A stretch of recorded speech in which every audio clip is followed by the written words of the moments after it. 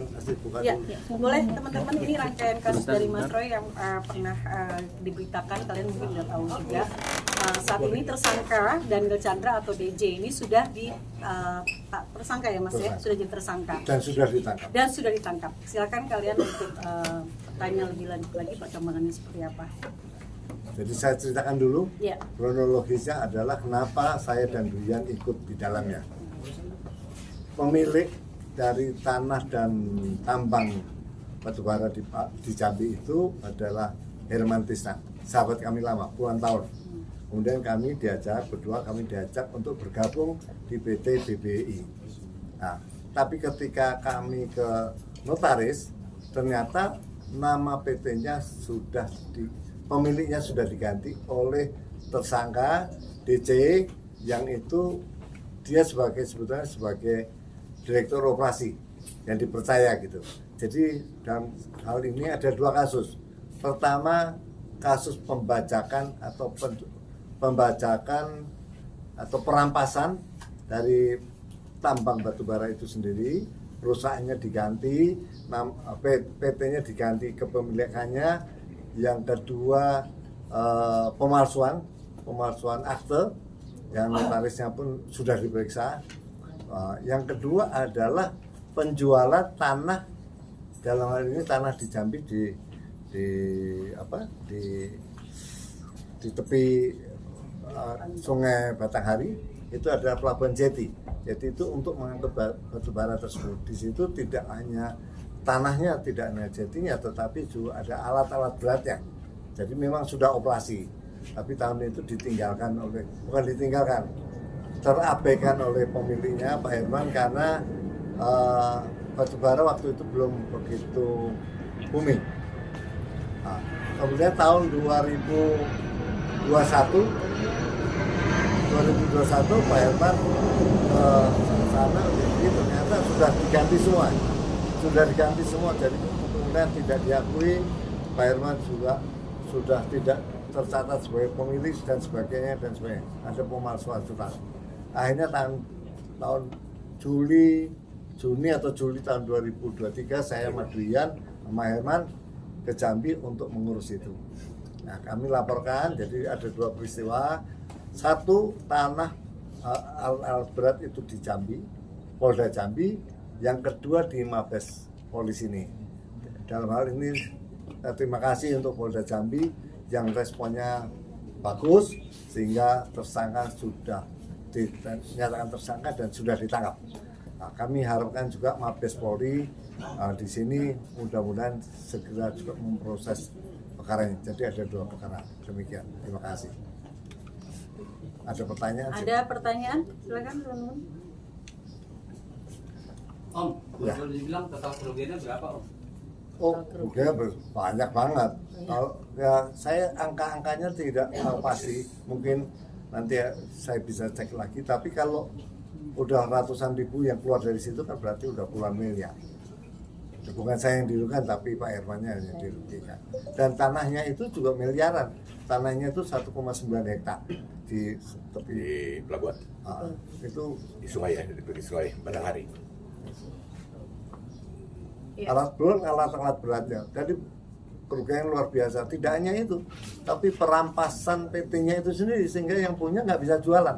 Sampai hari ini nggak bisa jualan karena menyangkut modinya, RKAP-nya, menyangkut pajaknya, menyangkut semua hal. Itu. Jadi bisa dikatakan seperti modus gitu ya Om, atau gimana sih? Oh iya, ini kan kita berhadapan dengan mafia tambang yang sebetulnya ketika itu pemerintah komitmen untuk memberantas ya.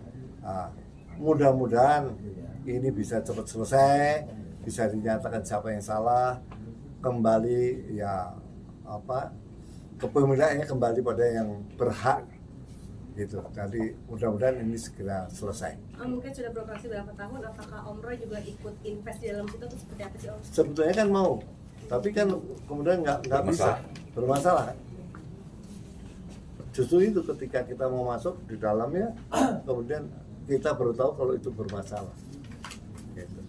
Ini kan berdasarkan rilis yang saya baca, laporan itu tercatat tanggal 10 Juli 2020. Juli, ya. Dan tersangka ditangkap pada tahun 2025. Ya. Jadi ada rentang waktu selama 2 tahun untuk proses ini. Hampir 3 tahun.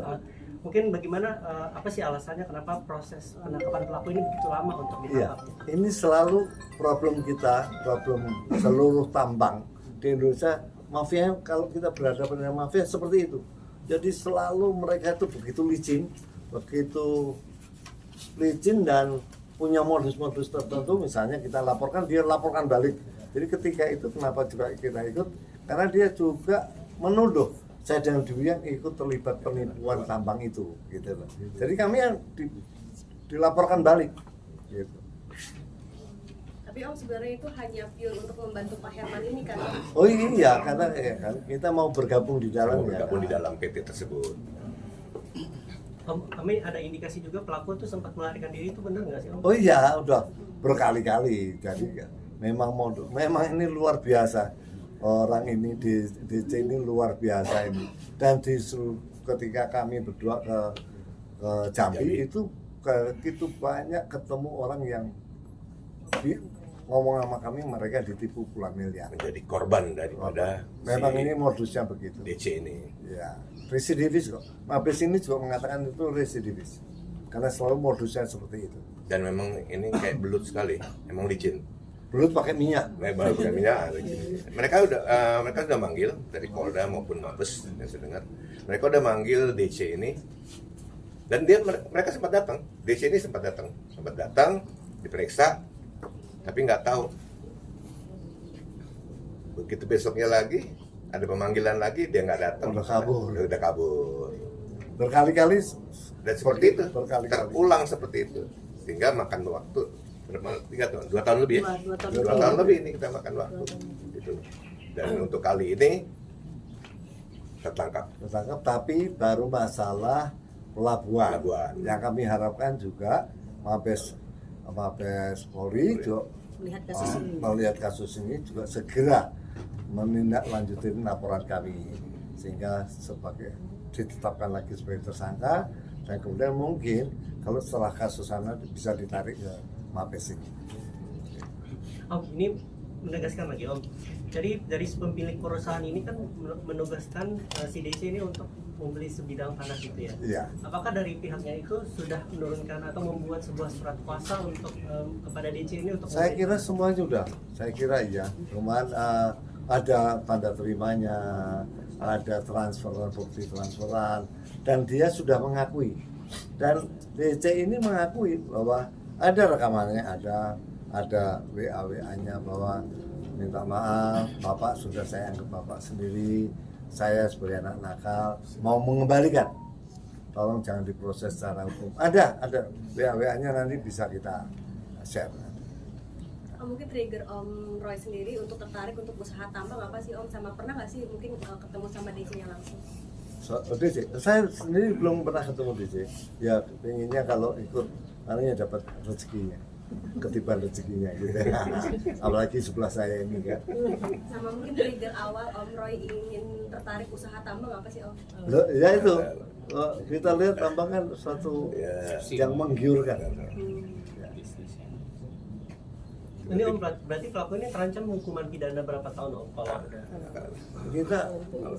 Saya nggak tahu secara hukum, saya nggak bukan ahli hukum, tapi yang kita harapkan yang sepadan aja.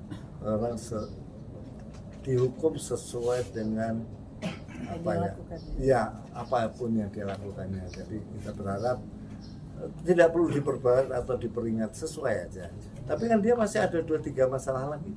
Yang laporan juga tidak hanya kami, ada beberapa yang melaporkan juga. Nanti kan akan terungkap setelah ini kasus ini diungkap, akan pasti kami yakin akan ada laporan-laporan lain. Dan saya harapkan terima kasih buat teman-teman wartawan dengan diungkapkan ini sehingga terdakwa tidak bisa main belakang. Kami harapkan itu sehingga ya diproses secara hukum lah. Kami percaya teman-teman Polda Jambi sangat konsen, sangat profesional menangani ini. Juga Mabes Polri Jakarta. Dan juga kalau masuk pengadilan ya.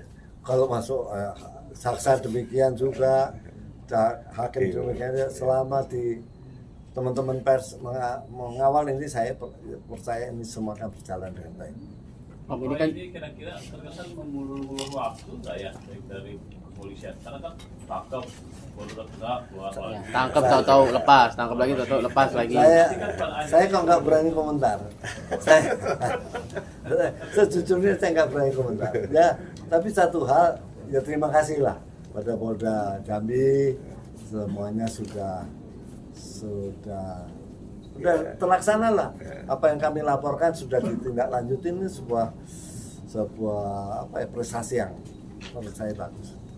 Om, ini kan tadi Om menjelaskan bahwa banyak total korban yang merasa dirugikan ya. Apakah Om juga berharap bahwa uangnya bisa dikembalikan atau gimana Om? Maunya sebegitu. Maunya sebegitu. Iya, tapi kayaknya kalau susah ya. Susah kalau uang kembali. Minimal ya, perusahaannya dikembalikan.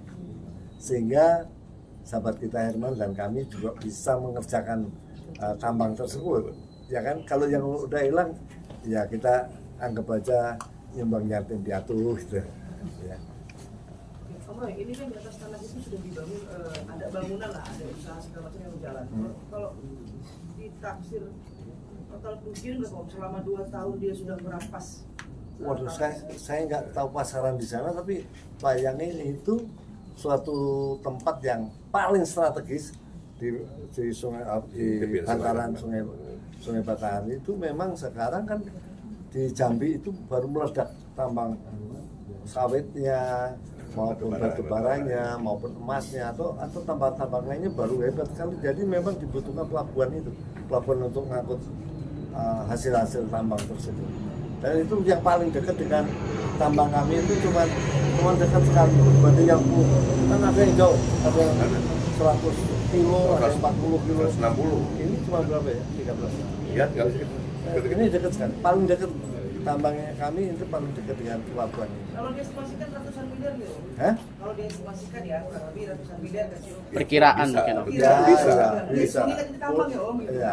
Bisa. Saya nggak sekali lagi saya nggak tahu pasaran tanah sana, tapi pasti kerugian paling besar. Tapi pelabuhan masih kalah dengan tambangnya itu sendiri. Jadi perebutan tambang ini yang lebih besar, ya kan? Perusahaannya yang dirampok ini yang lebih besar kerugiannya dibanding itu besar, tapi perusahaannya jauh lebih besar. Karena BBI itu kan termasuk pelopor atau perusahaan paling besar di Jambi. Oke, cukup. Oke. Makasih. Terima kasih kali. Terima kasih buat teman-teman ya. Jadi di sini juga Mas Roy mengklarifikasi karena tadinya tertuduh sama tadinya ditertuduh ya Kan pihak Mas Roy tertuduh. ini seolah yang melakukan penipuannya. Iya, padahal yang nipu sebelah ini. Jadi tertuduh dituduh. Iya. Oke, terima kasih ya teman-teman ya. Ya. Terima kasih.